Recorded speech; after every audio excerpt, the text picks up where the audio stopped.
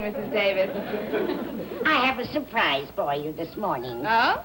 Since you've been complaining about having boiled eggs every day, I need something a little different. What is it?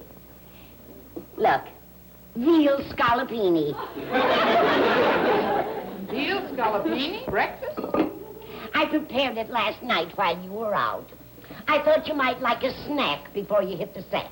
If I had a snack like that, I'd never get out of the sack. No, I'll just have a piece of toast, please. Well, if you feel that way about it. It's garlic toast, Connie. Garlic toast and veal scallopini go together. Well, I'm not going to be their maid of honor. I think you might at least try the scallopini, since I went to all the trouble to cook it for you. I'm sure it's very delicious. Well, then why don't you eat it? Eat it? I have all I can do to look at it. I guess I better give it to the cat. I hope she has all her 9 lives left. She'll need them. Too bad I can't take this to school this morning and swap it for something useful. It's swap week at Madison, you know. Swap? It was started by a new boy in my class, Larry Clayton. The kids have really latched on to the idea. They're busy swapping everything from beanies to television sets. By now, Madison looks like one big co-educational hock shop. I think I met this Larry Clayton with Walter Denton. He seems like a very intelligent boy. He's certainly got the art of bartering down pat. Starting with a catcher's mitt and an old lawnmower, he now has articles that are worth hundreds of dollars. Just imagine that. Oh, Connie, what do you think we could get with this veal scallopini? A dandy case of heartburn.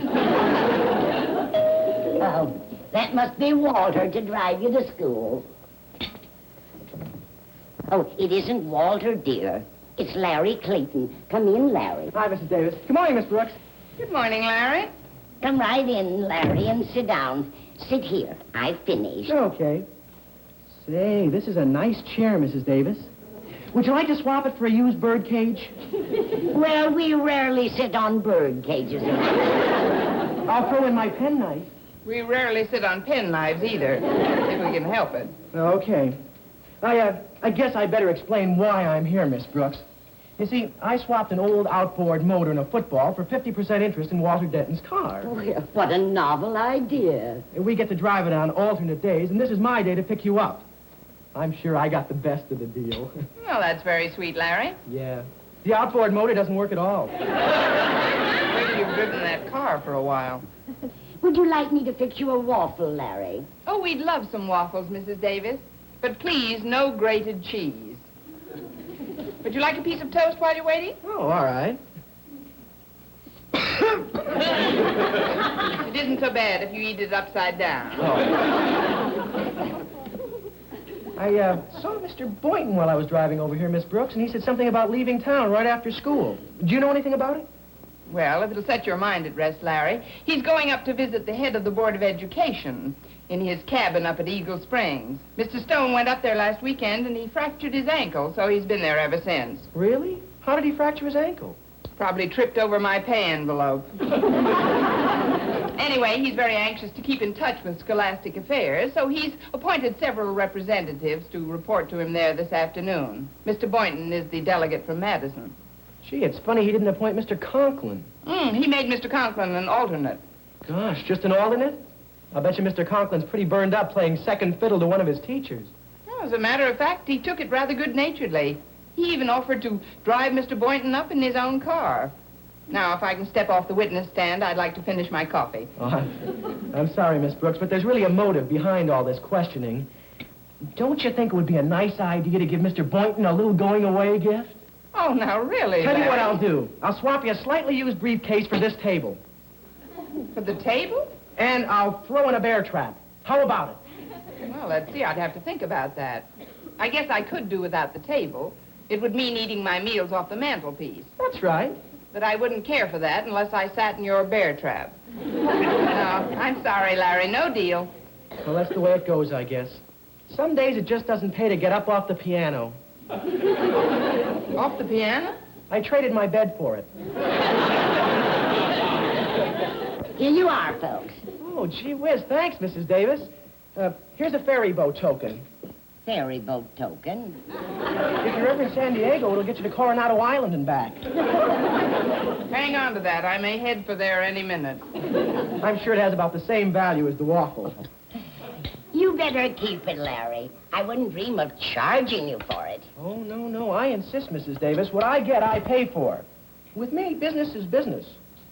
Yes, sir, I've always made it a policy never to accept something for nothing. You wouldn't want to accept something for nothing, would you, Miss Brooks? Well, no, but... Good, then we won't have any trouble coming to terms. Now, I own 50% of Walter Denton's car, right? On the days that I have the car, I'll have to pick you up, right? So for my services, we've got to figure out what my compensation is going to be, right? You mean you're going to charge for picking me up? Why, that's ridiculous. Walter never charged her a cent. The Walters of this world don't go very far, Mrs. Davis. I'm going places. Well, you dig me, don't you, Miss Brooks? Not completely, but if you'll swap me a shovel, I'll be happy to try. Well, it's really very simple. All you have to do is buy a piece of the car from me, just 20%. That'll leave me with the controlling interest of 30% in our partnership. Of course, that'll include pickup and delivery to school. Well, suppose I want to go shopping. Then you'll have to buy a greater interest. How much greater? I won't sell any more. Of course, you don't have to lay out any cash for this, you understand. It'll be a swap. I never heard of such a thing. Neither did I. I'm not interested in owning any part of Walter's car. All right, we'll just forget about the whole thing. Only I sure hate to think of you walking to school during the coming months. The buses are still running, you know. You'll have to get up quite a bit earlier, Connie, if you catch a bus. And you know how Mr. Conklin feels about tardiness. Oh, and there's some pretty bad weather ahead, too, Miss Brooks. We're in for lots of rain. You know what rain can do to your clothes. And you do like to look nice when you get to school. Especially if Mr. Boynton Whose is... side are you on? Never mind. It's your proposition. Well, I see you have a record player I could use very nicely. Tell you what, I'll swap you 20% of the car for this. But the whole car only cost about $100. My share would be $20. That record player cost $40. Well, I'll give you your change in merchandise.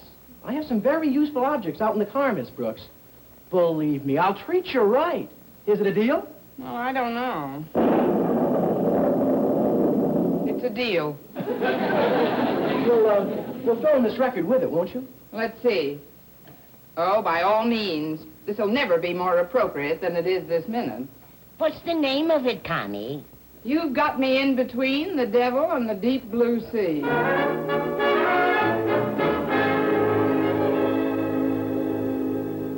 Oh, you got me. Harriet, don't you know any better than to point yourself at somebody holding a gun? Oh, it's all right, Daddy. I'm not loaded.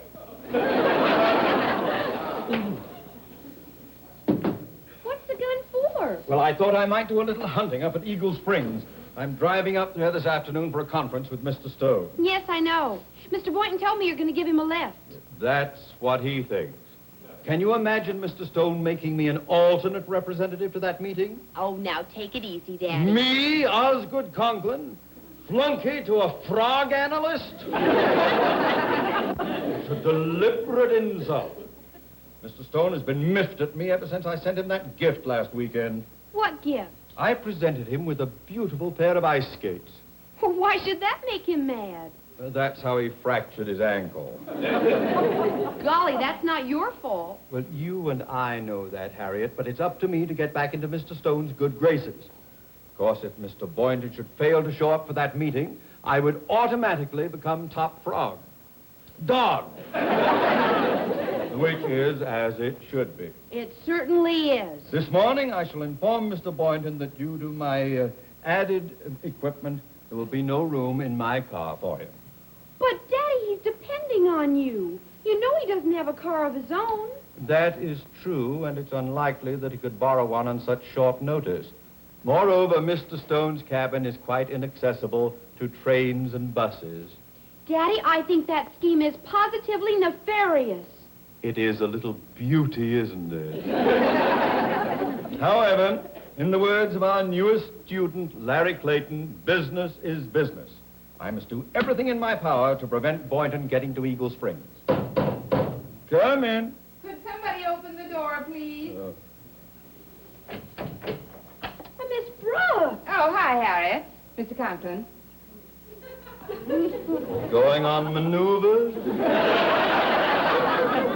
No, sir. I just made a little swap with Larry Clayton, and this is my change. I wanted to ask you if I could store these in the supply room. Please be informed that the supply room is not the city dump. Just put them in that rat's nest you call a cloakroom. You may both go now. Yes, Daddy. By the way, Miss Brooks, when you drop into Mr. Boynton's lab, please tell him that I should like to see him at once. Yes, sir. Mr. Conklin, how did you know I was going to drop into Mr. Boynton's lab? Well, I'll tell you. Through continued and careful observation, I have become aware of a recurring phenomenon concerning your movements, Miss Brooks.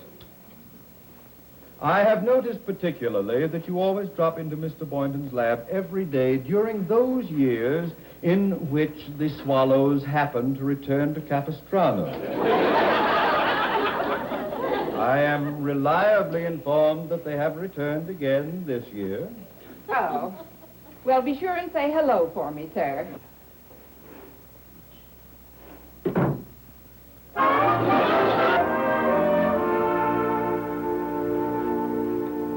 Hello, Walter.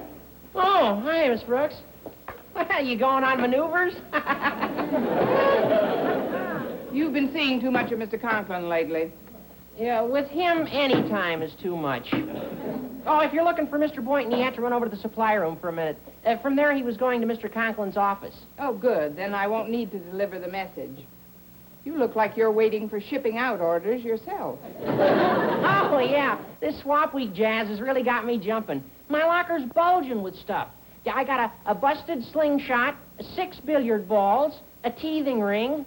I even got a lady's girdle. Well, that should make a nice slingshot for the billiard balls. This loot I have is my change from Larry Clayton. I made him a swap. My record player for 20% of your car. Of my what? Your jalopy, your crate. Better known as From Here to Eternity. Well, gosh, I'd have given you 20% for a record player, Miss Brooks. You see, the radio in my room is busted, and I just can't seem to get to sleep without music. You don't happen to have another record player, do you? No, but I may have several before the day's over. Oh, good. Well, if you run across anything musical, just let me know and we'll make a deal. Well, I better run over to the gym now. I'll see you later. All right, Walter.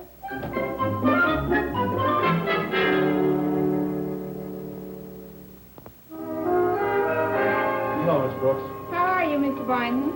I'm miserable, thanks. Mr. Conklin just told me that he'll be unable to drive me up to Eagle Springs this afternoon. This is a terrible blow, Miss Brooks. Honestly, if I were a woman, I think I'd break down and bawl. Oh, don't do that. You'll rust my canteen. You don't realize the gravity of this situation. Last week, Mr. Stone hinted to me that I might be appointed head of our biology department next term, and I felt that given the opportunity to chat with him in his cabin today, that I might succeed in clinching matters. Oh, I see. And if you don't show up, you're afraid he'll forget about the appointment. Exactly. Out of sight, out of mind. I've just got to do everything in my power to get to Eagle Springs. Well, maybe I can help you, Mr. Boynton. Whatever happened to that portable radio you used to listen to in your free periods? Oh, it's right here in the chair. I got new batteries for it only yesterday. But I'm afraid I don't understand. Well, you change the batteries and I'll explain. Oh, sit down. Thanks. Here. If we put our heads together, we'll get it done in half the time. If we put our heads together, who cares? That's business before pleasure. I think I can work a swap with Walter Denton. 20% of his car for your portable radio. Well, I paid $30 for this radio. Well, don't worry. I can get you some change. You see, I've already secured 20% of Walter's car in a little deal with Larry Clayton. So I'll turn that over to you, and then you'll have 40%, right? Well, that's right. And it'll leave Larry and Walter with only 30% each. Exactly. Your 40% will be the controlling interest in the car. Consequently, you'll be able to drive up to Eagle Springs this afternoon. Well, that's wonderful, Miss Brooks. And it certainly is sweet of you to turn over your share of the car to me. I don't know how I can repay you. No, I think I can arrange a swap. You can take me to dinner Saturday night, and then to the dance at the country club. And then, since you'll have Walter's car, we can park up on Outpost Road. Park? Well, the scenery is rather beautiful on Outpost Road. I suppose we could park there for a few minutes. Just for a few minutes? Mr. Boynton, Yes, Miss Brooks? don't be surprised if I ask for change.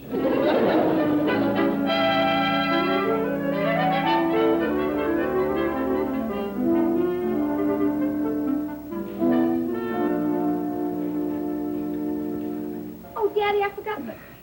Where did you get all that junk? This is my change. I just made a little deal with Walter Denton. With Walter? What I'll do with a lady's girdle, I'll never know. You see, Miss Brooks had already secured 20% of his car, Harriet. I just traded him out of his remaining 30. You what? We can use an extra car in the family for marketing. Now, run along. I told Walter to send Larry Clayton in here on the double. What do you want to see Larry about? He owns 30% of that car, and I'm going to get it if I have to swap him senseless. That will give me a total of 60%, the controlling interest. If Boynton thinks he's going to drive that car up to Eagle Springs, he's got test tubes in his head. Well, of all the ridiculous... Just a moment. Now, please, I want... I know, Daddy. Out the other door, Harriet.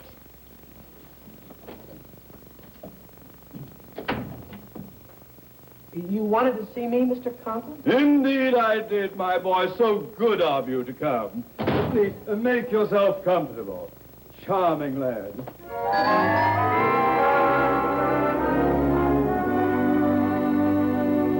Well, I made the deal with Walter. Here's your change. You did. Now, if you can find a boxing canary who can play the ukulele, you're set. I've got to hand it to you, Miss Brooks. When you make up your mind to do something, you do it. We'll see about that Saturday night on Outpost Road. Oh, you brought me some lunch. Yes, I hope you like it. It's a little surprise. Oh, what is it? Veal scallopini. Mamma mia. Well, I've lived a full, happy life up till now. Oh, it's very tasty. You know, your making it possible for me to get to Eagle Springs will probably clinch my promotion, Miss Brooks. And, well, I've been thinking. In the past, my finances have been such that I've been forced to live alone. Yes? And the solitudinous existence of a bachelor isn't always a happy one, Miss Brooks. It's bad to live alone, don't you think? Nope. Terrible. What have you got in mind? Well, the promotion will mean a raise in salary, Miss Brooks. And with that extra money... Yes. Well, I've been thinking of buying a dog. A dog? Well, yes. What's the matter? Don't you think I should have a dog? I beg your pardon? Hi, folks. Oh, hi, Walter. Who's your hairy friend? Mr. Conklin gave him to me with this shotgun. I swapped him 30% of my car for it. What? Yeah, I made a very nice deal. I'll tell you about it later. I want to ditch this stuff in my locker. I don't like this. I don't like it at all. Yes, but Mr. Conklin has only 30%. You'll have 40. That's the controlling interest. But why should he want any interest in it? I just don't get it. Oh, hi, Miss Brooks. Mr. Boynton, you mind if I sit down? Oh, not at all, Larry. Thanks. Gee, now that I've got this chocolate eclair, I'm not hungry. If anybody would be interested, I'd be very happy to swap it for some inedible commodity. How about the veal scallopini? Haven't I seen that knapsack before? Well, I just picked it up in Mr. Conklin's office.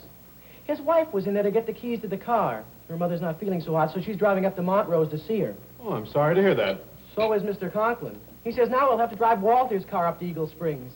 Huh? Yeah. He swapped me all this junk for my remaining 30% interest in the old heap. Oh, no. That does it. Now Mr. Conklin has gained 60% of the car, the controlling interest. What's so terrible about that? I'm dead. That's what's so terrible about that. Well, don't write your epitaph yet, Mr. Boynton. I have the germ of an idea, and if I can work out the details, you and not Mr. Conklin will drive that car to Eagle Springs this afternoon. I don't know what you're thinking of, Miss Brooks, but believe me, Mr. Conklin has his mind pretty well set. Quiet, Larry. When Miss Brooks sets her mind to do something, she does it. Now, keep thinking, Miss Brooks. I know you'll come through for me. You always do. I got a world of confidence in you. Yes, ma'am. Oh, I'm off to Eagle Springs with my banjo on my knee. Oh, I'm off to Eagle Springs, good old Mr. Stone to see. Oh, Susanna.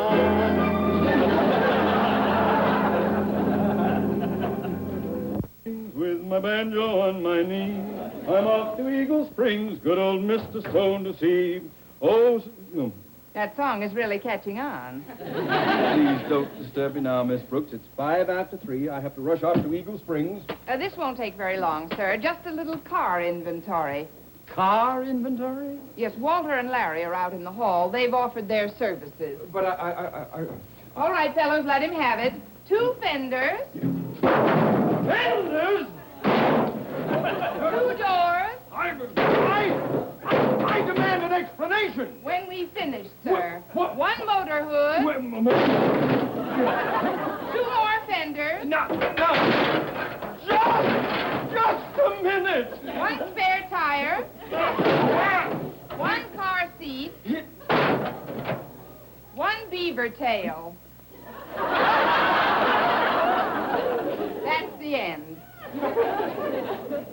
Well, Miss Brooks, now will you explain? Yes, sir. That's your 60% of the car, Mr. Conklin. My 60%? Mr. Boynton is driving his 40% up to Eagle Springs. Miss Brooks! I know, Daddy, out the other door.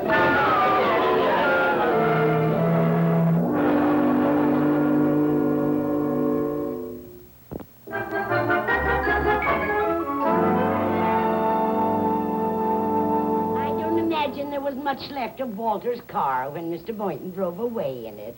It looked like a leftover turkey, Mrs. Davis. Nothing but a big bare carcass on wheels. You know, just before Mr. Boynton drove away, he said he was going to buy me a little gift to show his appreciation. But with all the excitement and everything, he probably forgot about it. Oh, he might remember. You never can tell. Maybe he'll surprise you one of these days. Or better still, maybe he'll surprise me one of these nights. Like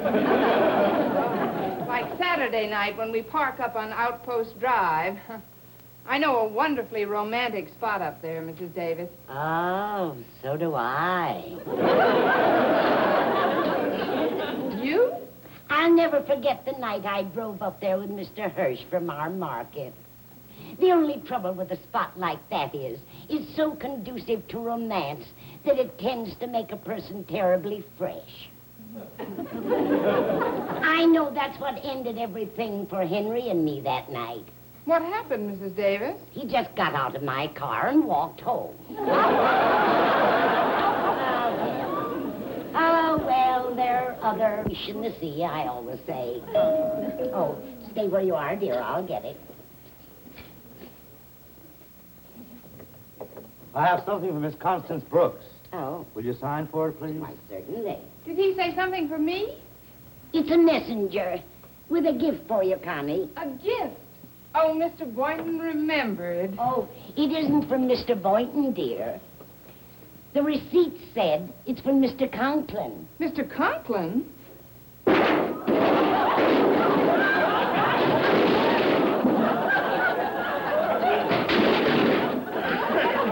Well, like Larry Clayton said this morning, some days it just doesn't pay to get up off the piano.